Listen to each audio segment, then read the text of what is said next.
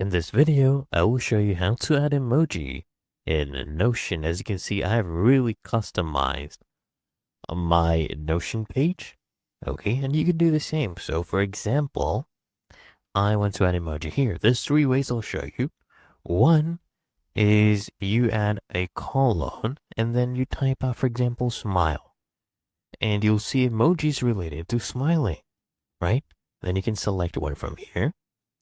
Another one, guys, is using your Windows emoji keyboard. I don't know if you knew that this is available. You just hold your Windows key on your keyboard plus the dot key, the period key, okay? So I'll do that, and there you go. We have opened up an emoji keyboard. So this is what you press, the Windows key plus period or dot, okay? Let me close this. The third way is to just right click on, for example, this task, right? You just right click here and you'll see icon. So I can go ahead and click on this.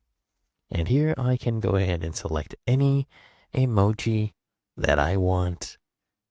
There you go. Let's select this one. See? And it's really that easy and simple.